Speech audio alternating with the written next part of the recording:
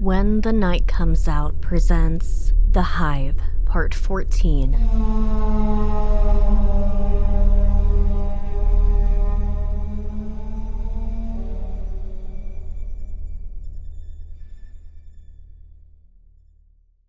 Mike packed up the last of the bombs into the backpack Dalton had rigged up for all of them.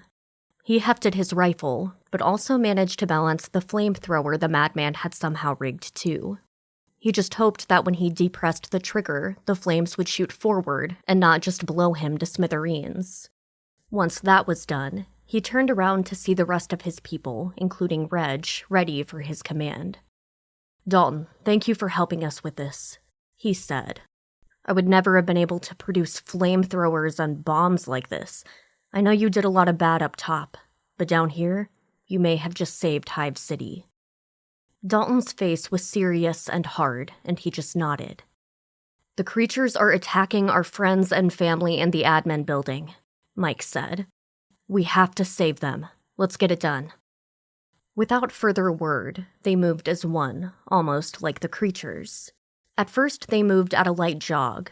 Then they began to run as they reached the door. The halls were empty, but of course they were. All of the creatures were at the admin building. It was a long haul, up a lot of the spiraling ramp, and a long run to get there. So, they ran, the bombs clanking and clinging in the backpacks they wore. "Lord, let us get there to save our friends. Also, don't let these bombs blow us all into pieces before we do," Mike prayed. He could not remember the last time he prayed.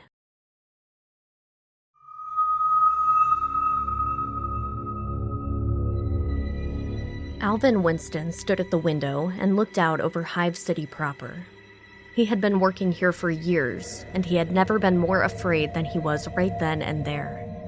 The real problem was that he had no idea what they were really afraid of facing. He got word to fortify the school, a contingency they had in place should something go catastrophically wrong within the prison. So something had gone horribly wrong and put the city and the residents here at risk. But what? There had been chatter about creatures. What the hell did that mean? "Do we have the window ready for fortification?" he asked Martha, one of his teachers who stood to his right. "Yeah, they're ready." "Are we sure everyone has come here?" Al asked. "Are you sure we have the whole town in here?" "Everyone who was not at work in the admin building or the prison itself." "Okay, then let's shut this down. Carl will have to fend for himself." Al turned around and headed back down the hallway. He heard the rumble of the metal shutters closing off every window. Each of them had small slits that would allow them to look outside, but other than that, they were made from some titanium alloy that was virtually unbreakable. He hoped they were. They had guns, too, lots of them. Al wore a pistol on his right hip. He hoped he would not need to use it, but he had a very bad feeling in his gut.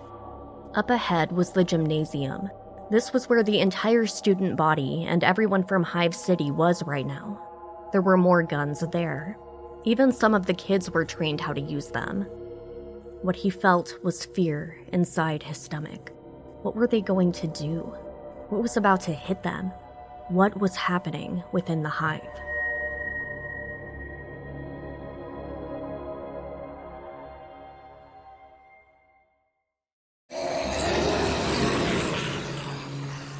Jen and the rest of the office workers headed for the second staircase.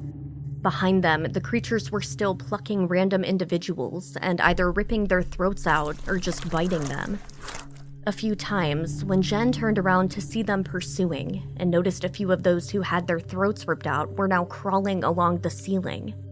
If any one of them were killed by these things, you'd come back as a zombie or demon or whatever the holy fuck these things were. Noted, Jen thought. Gotcha. Down the stairs she went. There was nothing to look at here except for the white walls and the stairs beneath. It felt far too narrow. How were they going to get the rest of the floors to follow them? Or did they just seal off each floor? "We need to seal off each floor," Jen said. "Hey, if we have every floor in this stairwell, it will logjam. We gotta get the people on each floor to barricade themselves inside." One of the guards saluted her in a weird way, using 2 fingers to his forehead, and then ran into the door. Jen heard him shout about barricading the door. Then she heard another guard down below telling the next floor. At this point, there was nothing else to do but run. Jen focused on the stairs, moving her feet as fast as she could, not wanting to fall. If she fell, those around her would just run her over, and then the creatures with the teeth would come. She could still hear them up there growling and snarling. Sometimes there would be screams, but she could not tell if they were male or female screams. Down, down. Finally, she came to a door and realized she was at the bottom. She had just run down about 13 flights of stairs. Her legs ached and her breath felt caught in her throat, but still, she ran. There was one guard holding the door open and waving people through. Jen burst through the door and somehow found a burst of speed. She managed to pass the people in front of her and made it to the front of the line. All around her were other office workers, but there were also families and more guards. Finally, there were prisoners, still wearing their orange jumpsuits, all looking confused and slightly terrified. Jen reached the doors to the gymnasium and saw that it had been emptied.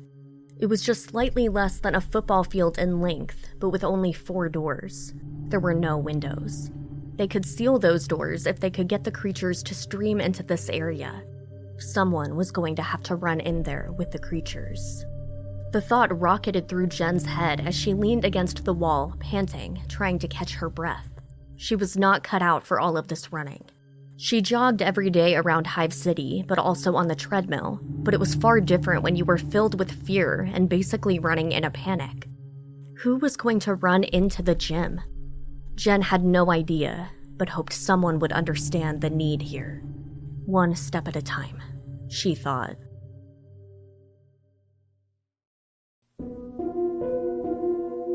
Dorothy Mills was 35 years old.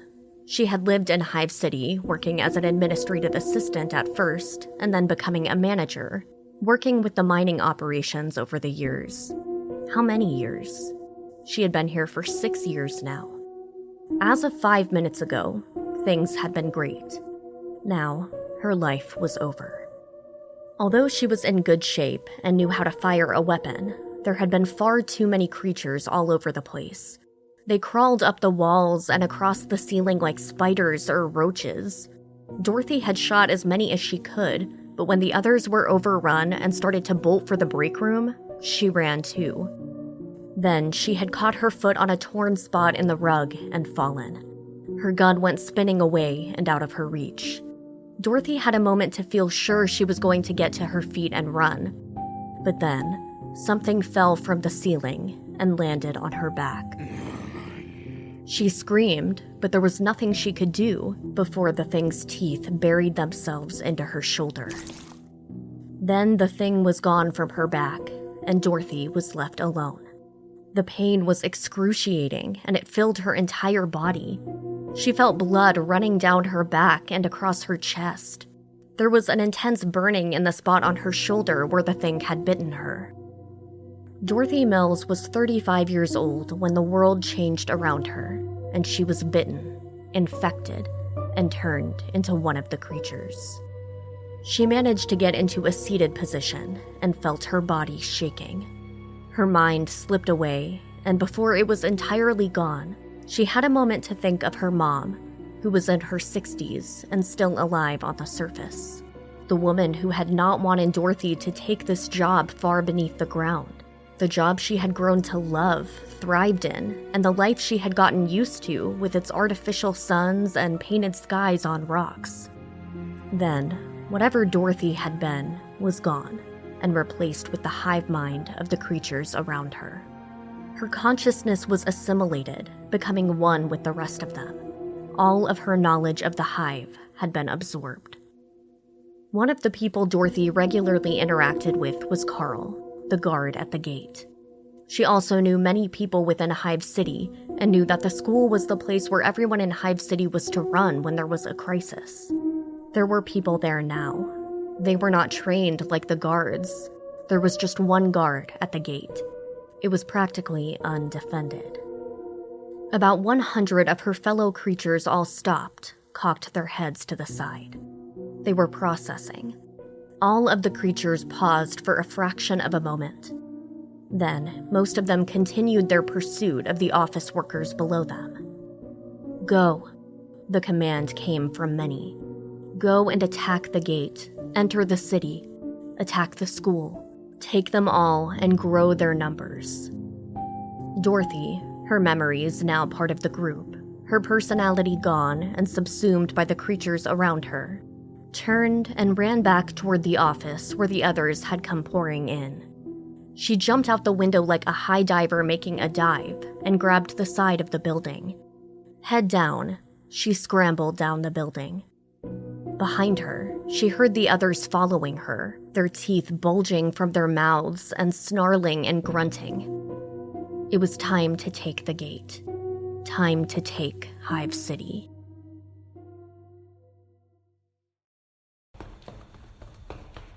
Mike and Dalton ran in the lead. The halls were so empty, it was eerie.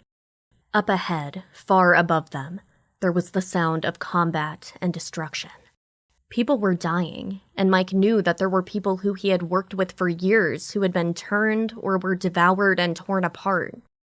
Going up the spiral was so much more exhausting than heading down. Their legs burned, and their breath ran in ragged breath in and out. Still, they ran, their burdens making them move slower than any of them would like, but they kept on. "We have to move faster," Mike said, nearly breathless. "They're dying up there. Jesus, why isn't there an elevator in this goddamn place?" "We'll be there soon, Mike," Dalton panted. "We'll get there and take them out. I know it. Just keep moving. Just a few more levels." They kept running, their heads down, the backpacks on their shoulders pushing down on them, trying to keep them from moving fast, but they kept running. Everything depended on them, and they knew it. They would be there soon, Mike thought, but would it be soon enough? Would they end up having to destroy the entire building? Jen caught her breath, and then they began pushing furniture around the floor, blocking the various entrances to the hallways and pathways between the cubicles. There was nothing they could do when the creatures crawled along the ceilings, but she hoped that this would channel them in the direction they all wanted these things to go. All of this had been done in minutes, while those with guns mowed down the creatures that had been right behind them as they poured through the stairwell doorway. Then, suddenly, there had been a few seconds where all of the creatures paused. It was so sudden and so abrupt, even the defenders of the building had stopped what they were doing in confusion. It only lasted a moment, but it was enough to get the tables, chairs, and filing cabinets in place. "Get ready," Jen commanded. "They're going to come through again. Try to lead them this way." She had a sinking feeling there was a way, but she didn't want to do it. Would any of them want to go in there if there was nothing in there they wanted? The snarling, growling, gnashing of teeth started again, and now they came through the doorway like ants from an anthill. First 1 and 2, then dozens of them. They crawled along the ground, while more of them immediately crawled across the walls, and then several crawled up the ceiling. They moved so fast. The gunfire started, but the shooters moved backwards now, not holding their positions, but trying to be the bait. The creatures seemed not to understand what was happening, and they continued on, moving so fast. One of them dropped down and landed on a shooter, knocking him to the ground. The head of the creature darted forward like a snake and bit the man in the neck and shoulder, then turned around and scrambled toward Jen. Jen, without even thinking, turned and ran. Behind here, and not facing her, was the open doorway to the gymnasium. Inside, the entire area had been cleared of the cots and other furniture which had been put in there to house people. It was just a big empty space with basketball nets and bleachers which had been folded toward the wall. There was the very large main gym, but then a riser and a slightly smaller area which was separated from the main gym area with a curtain. "Jen, no!" She heard someone yell, but her face was fixed on a far spot at the end of the gym. It was the red exit sign which indicated there was a door that led into a hallway. It was heavy, only meant for emergencies, and would be nearly impossible for these creatures to get open. if she could make it. Jen heard nothing. She saw nothing. All that was around her was the gym floor and that exit sign at the far end. She could hear her blood rushing through her veins, and the sound of her heartbeat drowned out everything. Someone reached for her, and there were more voices telling her to stop, but she didn't stop. The gym floor was slippery, and she had a moment where she nearly lost her balance, but then she got both feet beneath her. The sound of her shoes squeaked loudly. Her breath was ragged, and she knew she would not be able to run at this pace for long. Despite her attempts to stay healthy, this had all been too much. Her mind was calm. This sort of surprised her. There was no voice telling her she was crazy. Somehow, some way, she had known all along that she was going to have to be the one to lead these things in here. Yes, it was likely going to result in her death or assimilation, which amounted to the same thing. But what right did she have to ask someone else to do this? It seemed to take forever to run across the gymnasium floor. She saw everything rushing past her, but kept her focus on that goddamn door. That door right there. Just push the handle and get through, then slam the door behind her. If she also hit the emergency fire alarm just beside the door, the damn thing would lock when she slammed it shut. The corridor beyond was narrow, but also built with steel reinforcement, and was nearly impenetrable. Were the creatures following her? She didn't dare turn around and look. She reached the door, hit the fire alarm on the left, then hit the bar to push the door open. It opened so easily, and she had taken one step into the corridor beyond. That was when a hand with a steel-like grip grabbed her shoulder. Mike and the rest of his team came to a sudden stop. They were finally at the top tier of the hive. The final row of cells was on their right, all of them empty, some of them coated in blood, and up ahead, towering over them, was the administration building. What they saw there froze them all. Mike bent over and put his hands on his knees, set his burden down for a moment. Dalton was to his left, also breathing heavily, his eyes wide. Reg was just behind him, breathing hard. "Jesus, Mike, they're coming down the building," Reg said through gasps. "Not all of them," Dalton replied. "By my eyes, that's maybe just over 100. So many of them are people I recognize," Mike muttered, his heart hammering in his chest, fit to break through. "They're coming back down, but are they headed toward us?" Reg asked. Mike shook his head. No, they're going to head for the gate. Look, they're already veering that way. They absorbed too many people inside that building and now know what the gate is and that Hive City is beyond it. "We've got to stop them," Dalton said.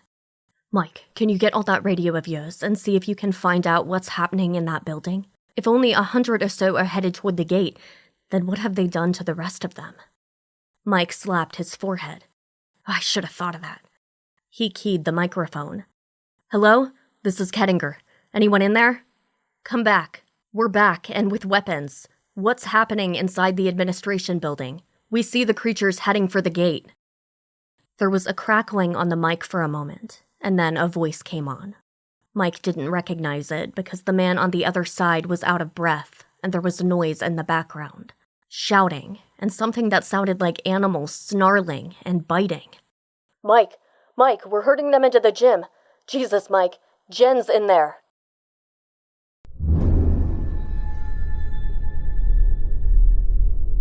You've been listening to When the Night Comes Out, The Hive. Tune in next week for The Hive, Part 15. Written by Brian W. Alaspa. Narrated and produced by Ali James. Music by Vivek Abhishek. Catch up on the first 4 seasons of When the Night Comes Out now. Support us on Patreon for more terrifying content.